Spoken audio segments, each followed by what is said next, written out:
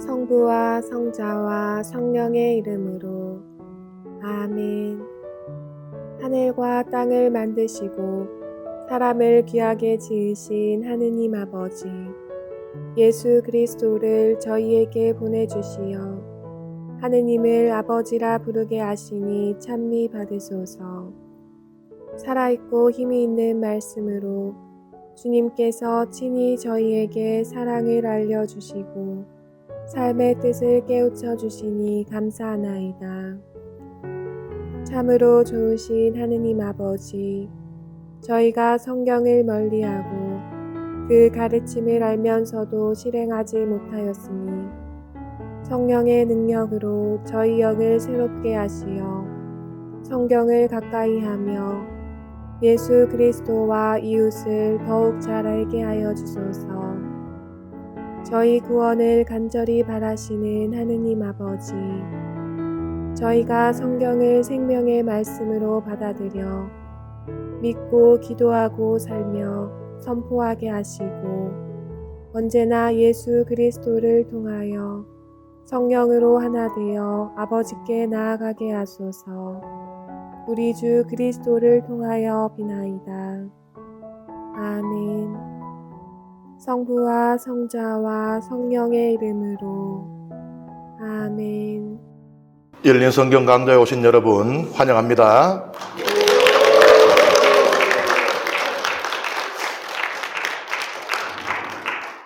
우리는 지금 민수기를 함께 읽고 있고 그 끝을 향해서 달려가고 있습니다.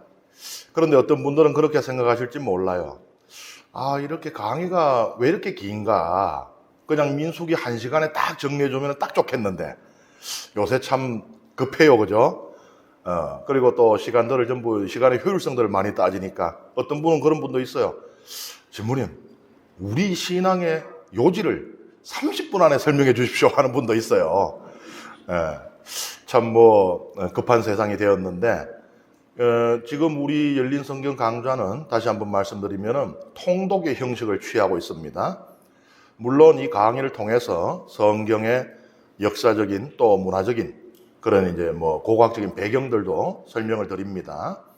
그리고 또 여기에 담겨 있는 여러 신학들에 대해서도 언급을 합니다.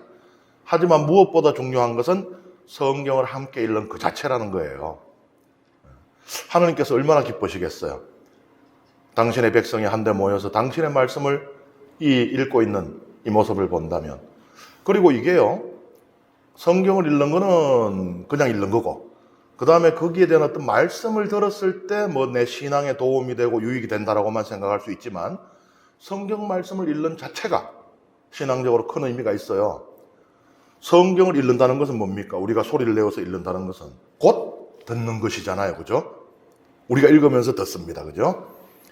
로마서 10장 17절이 그러죠. 믿음은 들음에서 옵니다. 그러니 성경을 읽는 자체가 우리 신앙에 계속 좋은 영향을 미치는 거예요. 그래서 어떤 분들 아마 이 영상을 강의로 여기 와서 강의 들으시는 분들은 스킵 버튼이 없어서 할 수 없이 끝까지 같이 가야 됩니다. 하지만 지금 아마 가정에서 영상을 보시는 분들은 성경 읽는 부분은 싹 건너뛰고 이 내용이 뭔가로 가시려고 할지 모르겠으나 그것은 좋은 선택이 아니라는 말씀을 드립니다. 이제 이스라엘 백성은 이 하나님께서 약속하신 젖과 꿀이 흐르는 가나안 땅에 들어가려는 그 목전에 있습니다. 그런데 참 온갖 일들이 끊이지가 않아요. 처음 이집트를 도망쳐 나올 때 모세를 따르고 하나님의 약속을 믿고 떠났을 때 그때는 어떻게 해서든지 우리가 중간에 낙오하지 말고 또 흔들림 없이 낙원에 들어가야 되겠다. 그런 마음 하나만 있었겠지만 시간이 흐르면서 그게 안 그런 거예요. 항상 이 시간이라는 것이 시간은 우리를 단련시켜주기도 하지만 또 우리를 흔들기도 하는 것이 시간이잖아요. 사도행전도 읽어보면 그렇죠. 처음에 예수님께서 성천하신 뒤에 그분의 재림 하나만을 바라보겠다고 생업도 포기하고 모든 재산, 생산활동을 포기하고 모였던 그 공동체도 시간이 흐르니까 어떻게 됩니까? 참 치사하게 먹는 거 가지고 싸우잖아요. 그런 일들이 벌어지거든요. 우리 인생도 비슷한 것 같아요. 세례 받을 때야 정말 뜨겁죠. 뜨끈뜨끈합니다. 그런데 신앙생활을 해나가면서 시간이 지나가면서 이리 흔들리기도 하고 저리 흔들리기도 하는 그런 우리의 모습들이 하나님의 옛 백성과 함께 보여지고 있는 것 같습니다. 그래서 우리는 민수기가 곧 우리의 이야기일 수도 있다는 그런 생각으로 함께 읽어나가면 좋겠습니다. 오늘은 25장의 말씀부터 함께 읽습니다. 이스라엘이 시팀에 머물러 있을 때 백성이 모압의 여자들과 불륜을 저지르기 시작하였다. 이 여자들이 저희 신들에게 드리는 제사에 백성을 부르자 백성은 거기에서 함께 먹으며 그들의 신들에게 경배하였다. 이처럼 이스라엘이 스스로 포로의 신 바알의 멍에를 매자 주님께서 이스라엘에게 진노하셨다. 주님께서 모세에게 말씀하셨다. 너는 백성의 우두머리들을 모두 잡아다가 대낮에 주님 앞에서 목을 매달아 주님의 타오르는 분노가 이스라엘에게서 물러가게 하여라. 그리하여 모세가 이스라엘의 판관들에게 말하였다. 너희는 저마다 자기 사람들 가운데에서 스스로 포로의 신 바알의 멍에를 맨 자를 죽여라. 이스라엘 자손들의 온 공동체가 만남의 천막 어귀에서 통곡하고 있을 때 이스라엘 자손들 가운데 한 사람이 모세와 온 공동체가 보는 앞에서 미디안 여자 하나를 자기 형제들에게 데려왔다.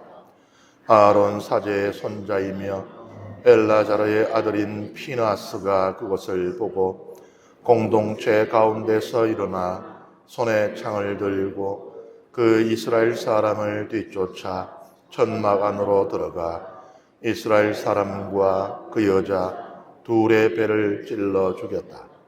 그러자 이스라엘 자손들 가운데서 재난이 그쳤다.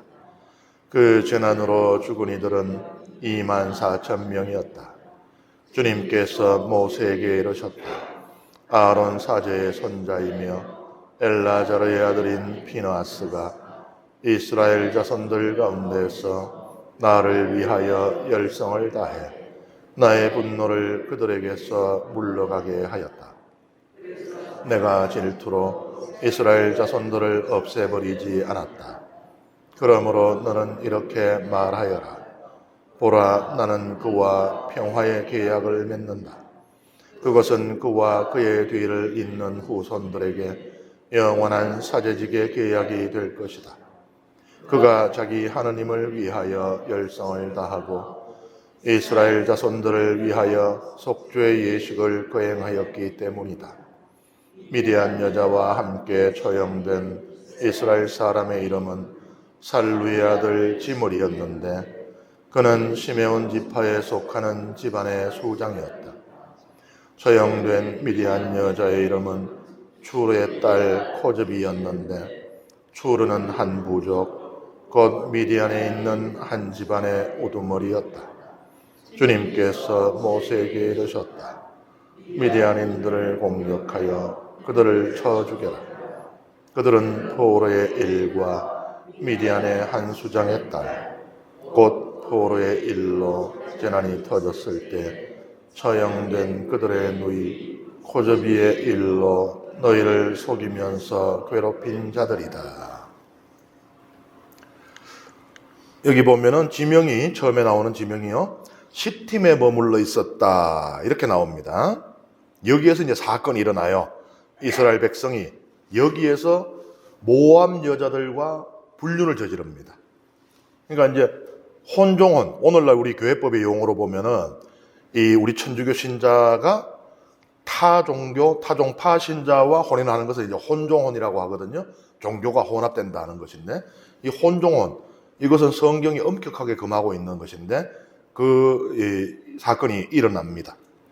시팀은요, 여기 보면은 시팀으로 추정되는 곳이 저기 보면은 하얀 이렇게 동그라미로 표시가 돼 있죠. 북서쪽에 추정하는 곳입니다. 시팀이라고 하는 것은 본디 오른쪽에 있는 거, 저건 무슨 나무 같아요? 올리브, 뭐, 예? 무화과, 뭐. 잘 모르겠죠? 우리나라에도 있는데 이게 생긴 게 달라요. 아카시아 나무입니다. 그런데 아카시아 나무가 이 중동 지방에 있는 건 저렇게 생긴 거예요.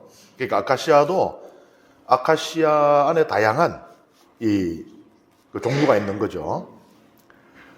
이게 이제 많이 자라는 곳.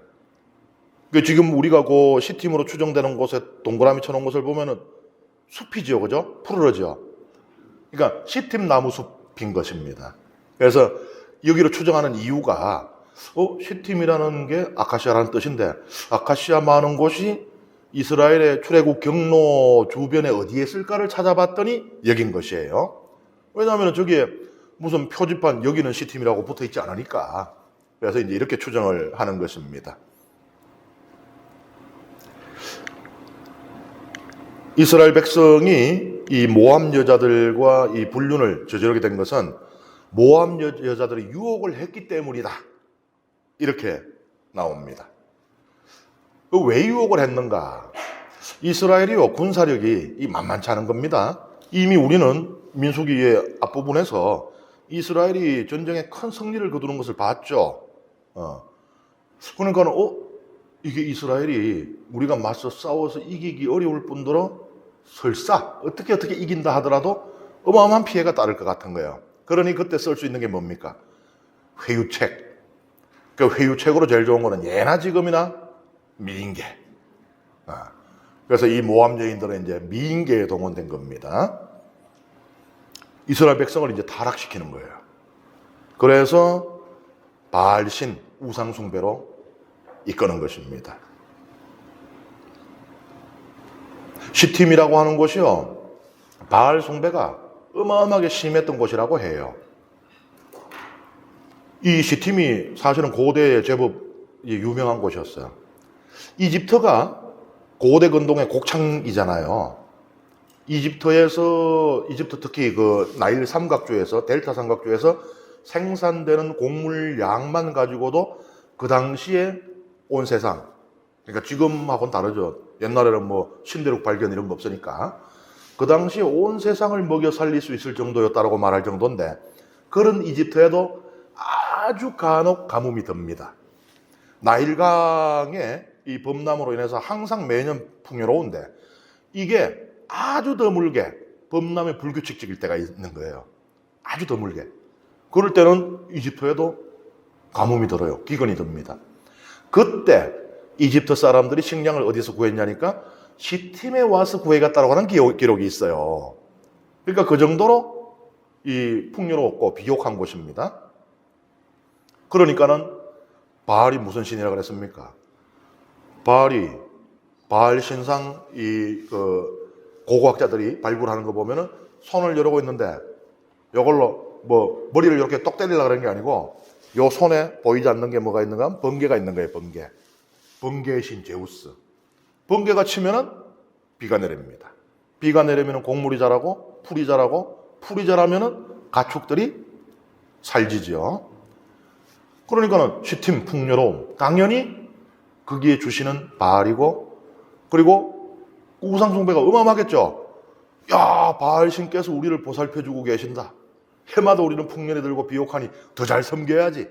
바알 숭배가 가장 극심했던 것 중에 하나입니다. 여기 보면은 포로의 신 바알이라는 표현이 나와요. 그래서 이 신은 그럼 우리가 알고 있는 바알하고는 다른 신인가? 그게 아니고 이 신 앞에 고대 근동에서는요, 신들 앞에 종종 지명을 붙여서 불렀어요. 어디에 바알, 뭐 이런 식으로. 그러니까는 이 관하라는 지역을 가리키고 있는 거예요. 거기에 주신이 드러나는 겁니다. 자기소개예요, 자기소개. 우리도 보면은 안동 권가 아무개입니다 하면은 거기 다 들어가 있어요.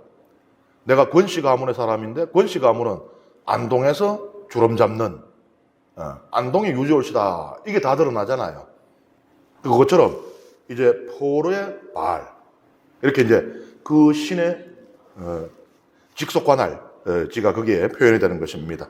포로라고 하는 것은 이제 어떤 특정한 아주 좁은 그런 지명이 아니고 사해 북쪽의 산악지대. 여기 보면은 사해 북쪽에 이렇게 산악지대.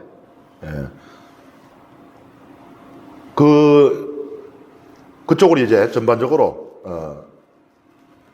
다 가리키는 그런 표현이에요. 지금 여러분들이 지도를 보고 조금 헷갈리실 수가 있는데 지도가 이렇게 누웠어요. 동서남북이 잘 보셔야 됩니다.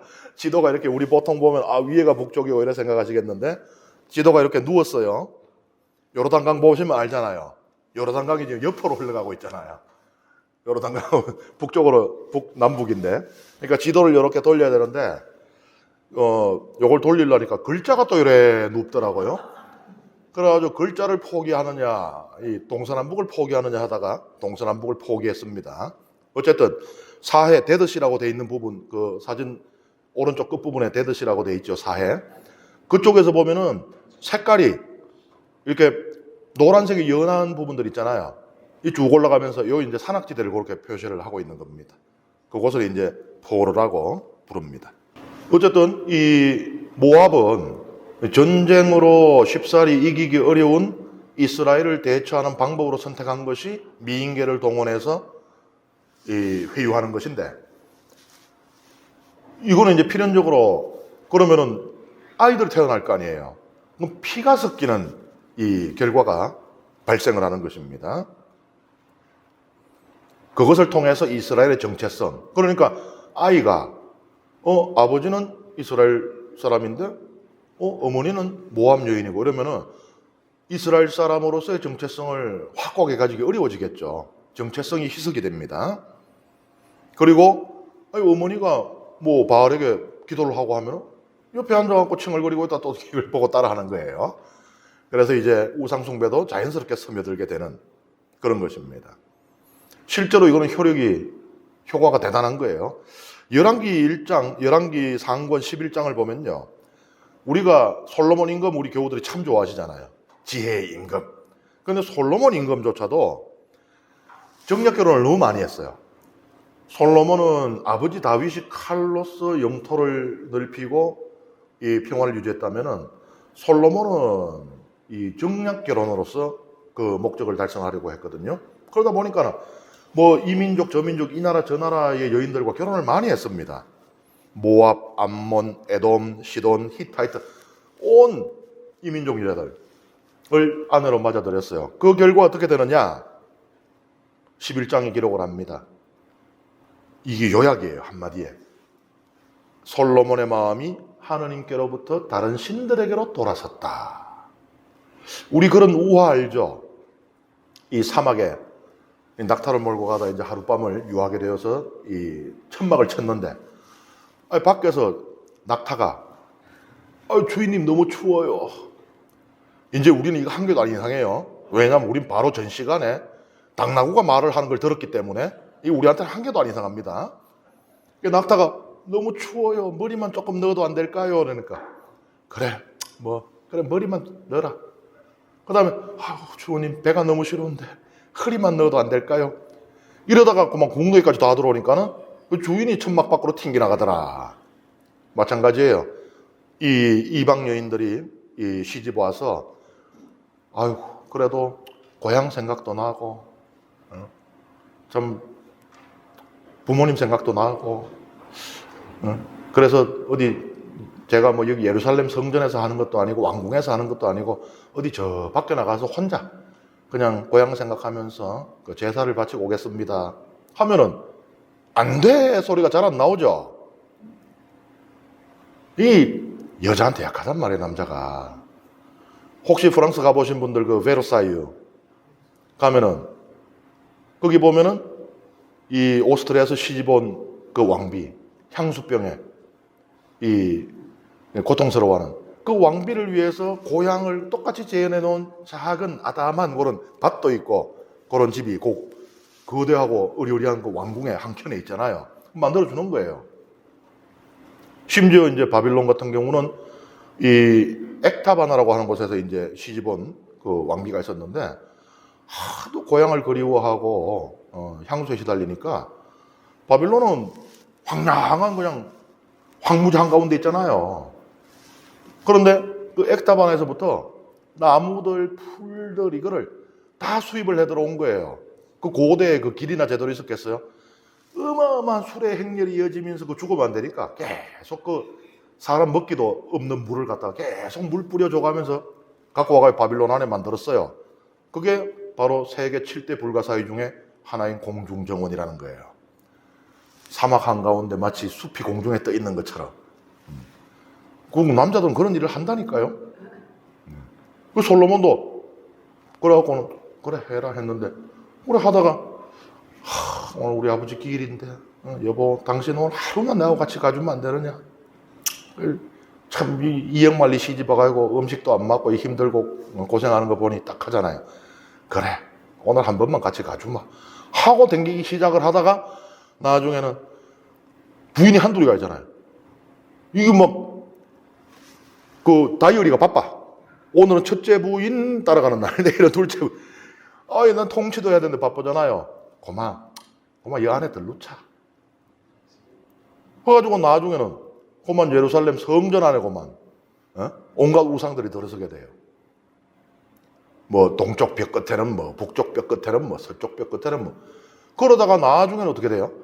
하느님의 제단이 원래 한가운데 있었는데 하느님의 제단이 북쪽 끝으로 밀려납니다.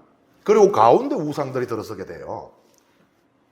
제가 말씀드린 그 우화, 사막에서 낙타 들어오는 우화하고 똑같죠? 그래서 열왕기 상권 11장은 그것을 최종적으로 이 평가하는 말을 솔로몬의 마음이 하느님에게서 떠났다고 표현을 하는 겁니다. 이 효력이 있어요. 효과가 대단합니다. 이 모압 여인들의 미인계가 상당히 통했다는 이야기예요. 이스라엘 백성들 가운데 모압 여인들과 관계를 가진 사람들이 많았다는 이야기입니다. 그런데 이제 우리가 나중에 읽을 부분하고 연관되는 지점이 여기에 있는데 이거를 모압 사람들이 스스로 이 계책을 생각한 게 아니에요. 우리가 이 발라함의 그 이야기를 발락과 발라함의 이야기를 읽으면서 우리가 가졌던 느낌이 뭐예요? 모압인들, 모압 임금에 대해서 가졌던 좀 띨빵한데 이런 느낌을 가졌잖아요. 이게 뭘 손대는 것마다 점점 더 안 되는 이제 이런 이 계책을 모압인들이 낸 게 아니고 미디안인들이 이 계책을 제공을 해줍니다. 그래서 이제 나중에 우리가 읽겠지만은 이것 때문에 미디안인들이 이스라엘에 의해서 모두 죽임을 당하는 그 사건이 벌어지게 돼요. 여기 보면은 4절에 백성의 우두머리들이 나오잖아요. 그러니까 이제 이 모압 여인들과의 불륜을 저지른 사람들을 처벌하는 그런 이야기인데 여기서 백성의 우두머리들을 이렇게 나온다는 것은 이 전통적인 방법입니다. 이것도 모압 여인들의 미인계의 주 타겟이 이 지도자급이었다는 이야기예요. 고대는 그렇거든요. 고대는 권위의 시대잖아요. 그러면은 큰 권위 하나를 잡으면은 어떻게 됩니까? 군생활 하신 분들은 알잖아요. 제가 군대 가니까 사단장이 천주교 신자였어요. 성당에 막 발디딜 틈이 없었어요. 근데 그 사단장이 가고 불교 신자 사단장이 왔거든요. 대위가 맨 앞줄에 앉더라고. 이런 일이 벌어지잖아요. 그 대신에 이제 절이 이제 바글바글해지는 거죠. 로마 황제를 세례를 주면은 로마가 그리스도교가 되는 고대는 그런 시대입니다. 그러니까 이 모압 여인들도 당연히 미인계의 주 타겟으로 삼은 대상이 지도자급이었던 거예요. 그래서 여기서 이제 백성의 그 지도자 우두머리들을 밑에 있는 그 백성들을 제대로 관리 못한 죄로 잡아들여가지고 이렇게 죽인다기보다는 이들 자신이 그 불륜을 저질렀다라고 우리는 볼 수가 있는 것입니다. 여기 보면은 대표적인 한 사람이 이름이 언급돼요.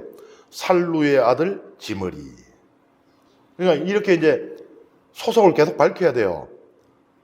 우리는 뭐 그냥 예를 들면 저는 함 원식입니다. 그러면 함가 원식입니다 하면 되지만은 여기 지금 성이 없잖아요. 이 사람들. 아랍도 그렇고 유다도 그렇고 성이 없으니까 누구의 아들의 아들의 아들 해갖고 막 이만큼 늘어지는 이름들도 있습니다. 살루의 아들 지므리, 시메온 지파입니다. 그리고 그를 유혹한 사람은 누구냐? 추로의 딸 코저비. 이렇게 이름이 나와요. 이거 상당히 중량 있는 그런 미인계입니다. 이 추로라고 하는 이 인물은요, 미디안은 도시 연합 국가예요. 그러니까 예를 들어서 이 가나안 땅에 보면은 지중해 쪽에 필리스티아인들의 도시 5개. 그게 이제 그 연합 국가를 이루잖아요. 그래서 왜 보면은 이 계약의 괴를 필리스티아인들하고 전쟁에서 이스라엘이 뺏기잖아요. 뺏겼을 때 계약의 괴를 가져갔더니 그 성읍에 난리가 나잖아요. 막 거의 방사능 이 피폭된 것처럼 막 죽어 나가잖아요. 그러니 어떻게 다른 성읍으로 보내고 다른 폭탄 돌리게 하는 그게 나오잖아요. 그 도시국가들 연합 국가들인데 이 미디안도 마찬가지인데 미디안의 5 임금 가운데 하나입니다. 그러니까는 굉장히 중량급 인사가 미인계 동원이 됐고 이 미인계의 주 타겟은 지므리라고 하는 시메온 지파의 인물이었다. 근데 여기 보면은 시메온 지파가 딱 언급이 되는 게 시메온 지파에서 불륜을 저지른 사람들이 제일 많았다. 그걸 어떻게 알 수 있느냐? 이제 뒤에 보면은 인구조사를 또 합니다. 우리가 민수기 처음에 민수기라는 뜻 자체가 그 인구조사와 관계있다 그랬잖아요. 우리말 성경의 이름은 백성들의 수. 근데 민수기 처음에 한 번 했는데 뒤에 또 해요. 비교가 되겠죠, 숫자가. 처음에 조사했을 때 숫자하고 두 번째 조사했을 때 숫자가 나오잖아요. 보면은 시메온 지파는요, 첫 번째 인구조사에서 20살 이상 장정의 수가 59,300명으로 나와요. 그런데 두 번째 조사에서는 22,200명이 돼요. 거의 2배 반 정도가 줄어드는 겁니다. 왜 이렇게 지파가 갑자기 쪼그라들었냐의 원인을 이때 가장 이 불륜의 죄를 심하게 지은 지파이기 때문이다라는 것이고, 그리고 성경은 여러 사람들이 많겠지만 그 중에 딱 찍어서 시메온 지파의 지므리를 불륜을 저지른 자로 대표적으로 적시를 하고 있다는 것이에요. 그 다음에 여기 보면은 9절에요. 이 불륜으로 말미암아 죽음을 맞이한 이스라엘 백성의 수가 24,000명이었다라고 나옵니다. 그런데 이제 우리가 이제 해석하기는 이 24,000명이 전부 다 불륜을 저질렀다? 그러면은 성경에 기록된 많이 과장되어 있는 숫자이긴 합니다만은 장정의 수를 60만 명으로 기록을 하잖아요. 출애굽에서 나온 장정의 수를. 그렇다고 봐도 24,000명이면은 상당한 퍼센티지예요, 그죠? 야, 이건 무슨 동물의 왕국도 아니고 이렇게 불륜을 저지를 수가 있나 이거. 그렇게 보기는 좀 어렵다라고 생각을 해요. 그래서 이것은 그 죄를 지은 자들도 있고 그 죄를 지은 자들 옆에 있다가 우리가 딱 전통적으로 내려오는 좋은 편이 있어요. 모진논 옆에 있다가 벼락 맞는다. 그래서 이제 그 분노에 같이 휩쓸린 사람들까지 포함된다라고 그렇게 이제 생각을 합니다. 유다 랍비들은 어떻게 말하는가 하면요. 이때 지도층은 1,000명이 죽었고 나머지 일반 백성이 23,000명이 죽었다. 그러니까 1,000명이 이 불륜의 죄를 지었고 나머지 23,000명은 그 주변에 있다가 그런 같이 화를 입었다라고 합니다. 근데 여기 보면은 모든 사람이 죄를 지은 건 아니라고 성경도 기록을 하고 있죠. 피느하스 같은 경우에 아론의 손자입니다. 아론의 아들이 엘라자르고 엘라자르의 아들이 피느하스잖아요. 이 피느하스 같은 경우는 이 하나님께 대한 그 충실을 유지했습니다. 이런 사람들은 하나님께 대한 열정에 불탔어요. 그래서 자기 손으로 자기 동족을 죽입니다. 그 죄를 저지른 자들을. 피느하스가 말하자면 그 죄에 하나님의 심판의 집행인이 되는 것이죠. 그래서 하나님께서는 이 아론의 가문에 영원한 사제직을 약속하십니다. 당신께 대한 그 열정에 불타고 있는 피느하스의 모습을 보시고, 그래서 아론의 가문이 영원히 사제직을, 대사제직을 이어갈 것이다 라고 하나님께서 말씀하십니다.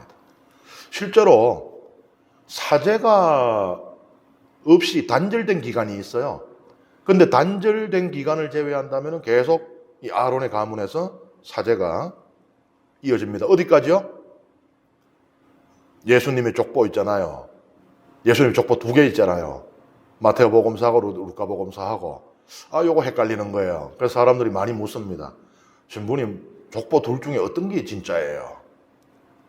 우리는 어떻게 해석하는가 하면은 마태오 복음의 족보는 왕 쪽에, 그러니까 아버지 쪽에 왕가의 족보를 기록하고 있다고 보고, 루카 복음 어머니 쪽에 이 사제 가문의 족보를 이었다라고 보는데, 그러면은 예수님이요 아론의 후손이 돼요. 그러니까 이 하느님의 약속이 이어지는 겁니다. 아론의 가문에서 영원히 대사제가 나리라. 그 예수님이야말로 참 대사제시잖아요. 그렇게 이제 약속이 이어져 가고 있는 것입니다. 어쨌든 이제 이 사건으로 인해서 모압 민족하고도 원수가 되지만 그 계책을 제공한 미디안족하고도 원수가 돼요. 상당히 그 위태로운 순간이었죠. 백성의 지도자들이 저렇게 많이 넘어갔다는 이야기는 자칫 잘못하면은 이스라엘이 가나안 땅에 들어가기도 전에 그 정체성이 그냥 사라질 수도 있는 그런 위기의 순간이었던 겁니다. 근데 항상 이렇게 위기는 예기치 못하게 찾아오고, 그리고 그 위기가 닥쳤을 때 그것이 얼마나 심각한지를 잘 깨닫지 못하는 경우가 많은 것 같아요. 지나고 나서 왜 가슴을 이렇게 쓰다듬는 경우 있죠. 대표적인 게 예를 들면 교통사고 같은 거 있잖아요. 빵 나고 했을 때 그냥 그냥 멀쩡히 움직이고, 아이 그래 보험사 부릅시다 하고 하는데 다 하고 나중에 다리 힘 풀려갖고 이런 경우가 있어요. 생각해보니까 큰일 날 뻔했거든요, 좀 전에. 그런 것처럼 위기는 그렇게 항상 자신의 이 독침을 감추고 찾아오는데, 신앙의 위기도 그런 것 같아요. 그래서 항상 지난 주일 복음도 그렇지만 깨어 있으라고 하는 게, 그렇지 않으면은 무엇이 우리에게 다가오는지도 모르는 채 우리가 큰 이 상처를 입을 수 있기 때문인 것 같습니다. 그 다음에 제가 말씀드렸는데, 이제 인구조사가 또 한 번 실시가 돼요. 2번째 인구조사입니다. 함께 읽겠습니다. 그 재난이 지난 다음 주님께서 모세와 아론 사제의 아들 엘라자르에게 말씀하셨다. 너희는 조상 대대로 내려온 집안에 따라 이스라엘 자손들의 온 공동체, 곧 이스라엘에서 전쟁에 나갈 수 있는 20살 이상 된 남자들의 수를 모두 세어라. 그리하여 모세와 엘라자르 사제는 예리코 앞에 요르단 건너편 모압 벌판에서 그들에게 이 사실을 알리고 이렇게 말하였다. 주님께서 모세에게 명령하신 대로 20살 이상 된 남자들의 수를 셌나. 이집트 땅에서 나온 이스라엘 자손들은 이러하다. 르우벤은 이스라엘의 맏아들인데 르우벤의 자손들은 이러하다. 하녹에게서 하녹 시족이, 팔루에게서 팔루 시족이, 헤츠론에게서 헤츠론 시족이, 카르미에게서 카르미 시족이 나왔다. 이것이 르우벤의 시족들로서 그들 가운데 사열을 받은 이들은 43,730명이었다. 팔루의 아들은 엘리압이다. 엘리압의 아들은 느무엘, 다탄, 아비람이다. 이 다탄과 아비람은 공동체에서 뽑힌 이들로서 코라의 무리가 주님께 대항할 때 모세와 아론에게 대항한 자들이다. 그 무리가 죽고 불이 250명을 집어 삼켜 버릴 때 땅이 입을 벌려 그들과 함께 코라를 삼켜버렸다. 그리하여 그들은 본보기가 되었다. 그러나 코라의 아들들은 죽지 않았다. 시족에 따라 본 시메온의 자손들은 이러하다. 너무엘에게서 너무엘 시족이, 야민에게서 야민 시족이, 야킨에게서 야킨 시족이, 제라에게서 제라 시족이, 사울에게서 사울 시족이 나왔다. 이것이 시메온의 시족들로서 22,200명이었다. 시족에 따라 본 가드의 자손들은 이러하다.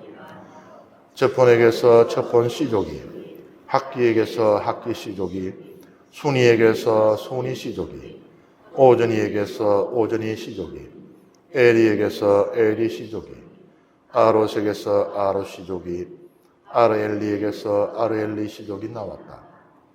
이것이 사열을 받은 이들에 따라 본 가드 자손의 시족들로서 45,000명이었다. 유다의 아들은 에르와 오난이다. 에르와 오난은 가나안 땅에서 죽었다. 시족에 따라 본 유다의 자손들은 이러하다. 셀라에게서 셀라 시족이, 페레처에게서 페레처 시족이, 제라에게서 제라 시족이 나왔다. 페레처의 자손들은 이러하다. 헤초론에게서 헤초론 시족이, 하물에게서 하물 시족이 나왔다. 이것이 사열을 받은 이들에 따라 본 유다의 시족들로서 76,500명이었다. 시족에 따라 본 이스카르의 자손들은 이러하다. 톨라에게서 톨라 시족이, 푸아에게서 푸아 시족이, 야숲에게서 야숲 시족이, 시므론에게서 시므론 시족이 나왔다. 이것이 사열을 받은 이들에 따라 본 이스카르의 시족들로서 64,300명이었다. 시족에 따라 본 제불룬의 자손들은 이러하다. 세렛에게서 세렛 시족이, 엘론에게서 엘론 시족이, 야흘레에게서 야흘레엘 시족이 나왔다. 이것이 사열을 받은 이들에 따라 본 제불룬의 시족들로서 65,000명이었다. 시족에 따라 본 요셉의 아들들은 므낫세와 에프라임이다. 므낫세의 자손들은 이러하다. 마키르에게서 마키르 시족이 나왔는데 마키르는 길랏을 낳았고 길랏에게서 길랏 시족이 나왔다. 길랏의 자손들은 이러하다. 이에제르에게서 이에제르 시족이, 헬렉에게서 헬렉 시족이, 이스라엘에게서 아스리엘 시족이, 세켐에게서 세켐 시족이, 서미다에게서 서미다 시족이, 헤페르에게서 헤페르 시족이 나왔다. 헤페르의 아들 셀로하겜 아들이었고 딸만 있었다. 슬로파스의 딸들 이름은 마흘라, 노아, 호글라, 밀카, 티르차였다. 이것이 므낫세의 시족들로서 그들 가운데 사열을 받은 이들은 52,700명이었다. 시족에 따라 본 에프라임의 자손들은 이러하다. 수텔라에게서 수텔라 시족이, 베케르에게서 베케르 시족이, 타한에게서 타한 시족이 나왔다. 수텔라의 자손들은 이러하다. 에란에게서 에란 시족이 나왔다. 이것이 사열을 받은 이들에 따라 본 에프라임 자손의 시족들로서 32,500명이었다. 이것이 시족에 따라 본 요셉의 자손들이다. 시족에 따라 본 베냐민의 자손들은 이러하다. 벨라에게서 벨라 시족이, 아스벨에게서 아스벨 시족이, 아이람에게서 아이람 시족이, 스푸팜에게서 스푸팜 시족이, 후팜에게서 후팜 시족이 나왔다. 벨라의 아들들은 아르드와 나아만이다. 아르드에게서 아르드 시족이, 나아만에게서 나아만 시족이 나왔다. 이것이 시족에 따라 본 베냐민의 자손들로서 그들 가운데 사열을 받은 이들은 45,600명이었다. 시족에 따라 본 단의 자손들은 이러하다. 수함에게서 수함 시족이 나왔다.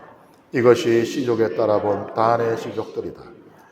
이것이 사열을 받은 이들에 따라 본 수함의 시족들로서 64,100명.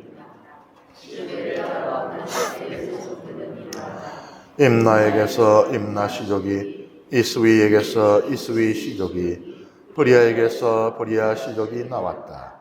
브리아의 자손들은 이러하다. 헤베르에게서 헤베르 씨족이, 말키엘에게서 말키엘 씨족이 나왔다. 아셀의 딸 이름은 세라이다.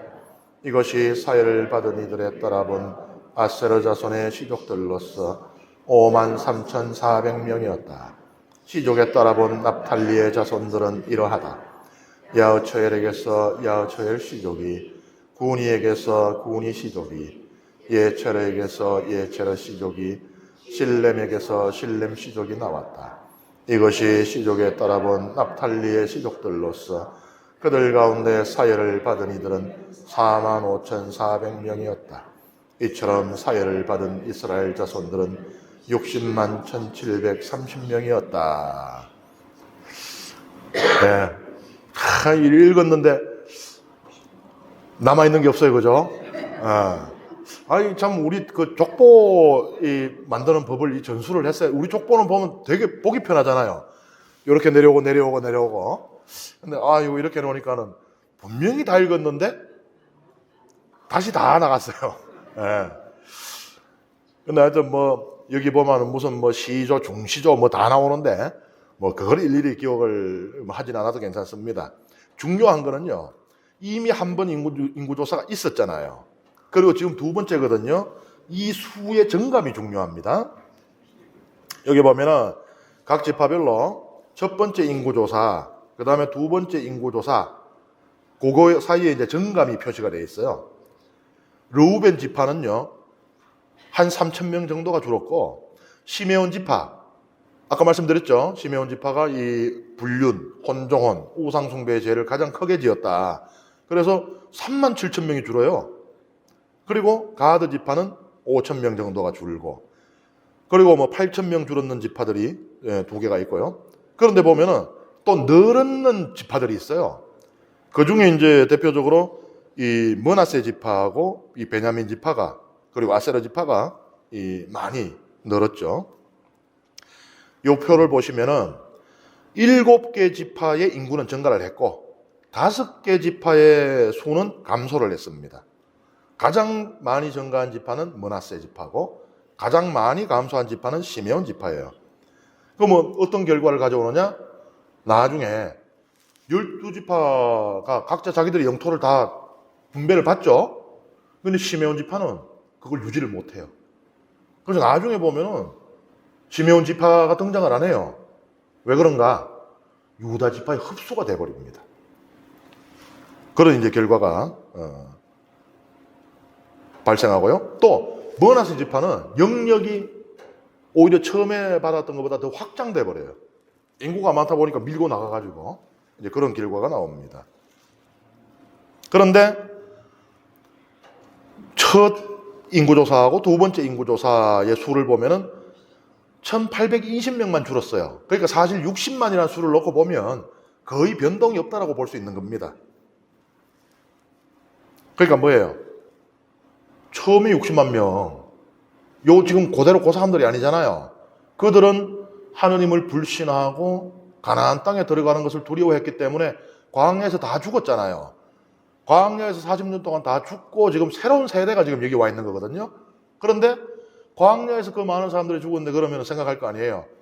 야, 그럼 이스라엘이 나중에 가나안 땅에 들어가서 국가도 세우고 해야 되는데 인구가 다 줄어가지고 그거 힘없는 국가가 되면 어떡하느냐. 생각할 수가 있잖아요. 하느님께서 그 수만큼을 다시 채워주셨다는 것을 이야기를 하고 있는 겁니다. 그러니까 하느님께서 무엇을 하실 때 이것이 그냥 나쁘게만 보일 수도 있는데 인간의 눈에는 그게 결과적으로 보면 그렇지 않다는 이야기를 하고 있는 것이에요. 그리고 이 숫자들을 보면은 숫자에 하느님께서 아브라함에게 하신 약속이 들어가 있다고 볼 수 있습니다. 흥미로운 해석 가운데 하나예요. 창세기 22장 17절에 보면 하느님께서 너의 후손이 하늘의 별처럼 많아지리라고 했잖아요. 그러니까 이 지파들의 숫자에 지금 별의 수가 들어가 있다는 겁니다. 먼저 보면요. 가드 지파하고 에프라임 지파를 합친 수는 7만 3천 명이거든요. 요거는 365를 두 번 곱하고 1000을 곱한 수인데 1000은 많은 수고요. 365 이 숫자가 중요해요.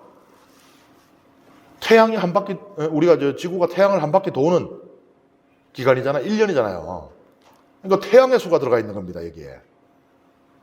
그 다음에 시메온하고 아세르지파를 합한 수하고 납탈리하고 시메온 지파를 합한 수가 똑같은데요. 75만 6천 명입니다. 여기에 보면은 378이라고 하는 수가 이게 중요해요. 뒤에 건 안 중요하고 378이라는 수가 들어가 있어요. 이게 뭐냐? 토성의 회합주기입니다. 그러니까 우리가 이렇게 볼 때 토성이 저기 있잖아요. 이게 이동을 하잖아요. 그죠? 그리고 다시 우리가 봤던 그 자리에 올 때까지 이걸 이제 회합주기라 그래요. 토성이 오는 거를. 그게 378일이거든요. 그러니까 토성의 숫자가 들어가 있어요. 그 다음에 납탈리하고 베냐민하고 단하고 에프라임을 합치면은 18만 7천이 되는데 여기에는 보면은 4개의 별의 수가 들어가 있어요. 화성의 회합주기 780, 수성의 회합주기 116, 목성의 회합주기 399, 금성의 회합주기 584. 그 다음에 가드 지파하고 유다 지파하고 이사카르 지파하고 머나사 지파를 합친 수는 23만 4천인데 여기에는 화성의 회합주기가 들어가 있다는 거예요. 어떻습니까? 좀 그럴듯해요? 신기하긴 한데, 야, 저기 진짜 맞나? 그런 생각도 들죠?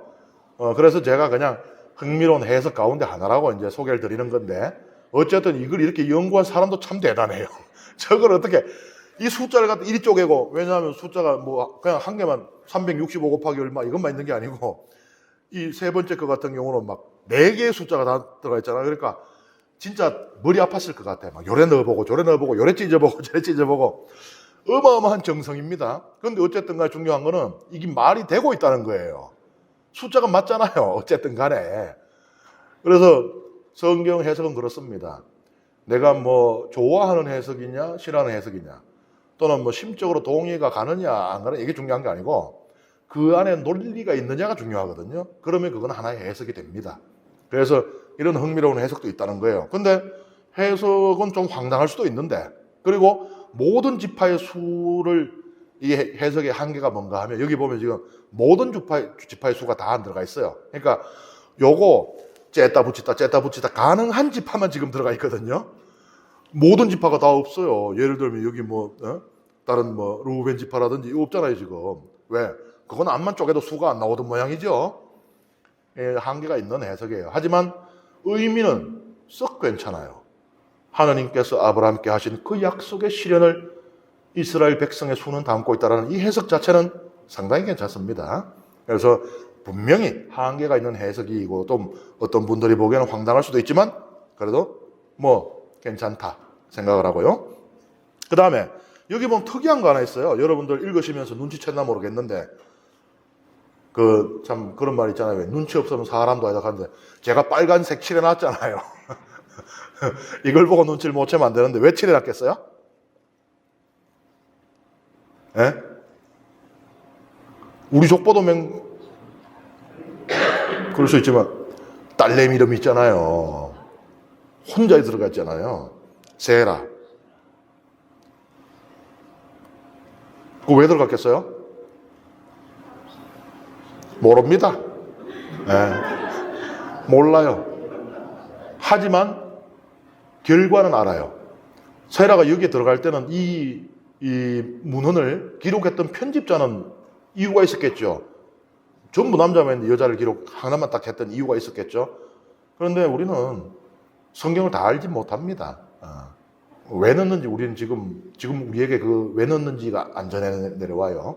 하지만 사람들이 읽으니까는 유일하게 여성이 여기 들어가 있네. 참 희한하다. 그럼 이게 왠지는 모르지만 보통 여자는 아니었을 거 아니에요. 수많은 여인들 가운데 단 한 명의 여인만이 이 족보에 들어간다는 것은 예수님 족보에도 4분의 할머니들이 계시지만 그 여인들은 다 의미가 있잖아요. 그죠? 그것처럼 뭔가 그리고 사람들은요 오히려 구체적인 것을 모를 때 그게 더 신비롭게 보이기도 해요. 분명히 보통 인물이 아닌 건 확실한데 이분이 어떤 분이었고 왜 들어갔고 했는지는 모르니까 그럼 어떻게 돼요? 신비감이 더 커져요. 그래서 이 세라에 관한 전설들이 많이 생겨납니다. 흥미로운 전설들이. 그렇습니다. 예, 이번 시간 강의는 여기에서 마치겠습니다. 감사합니다.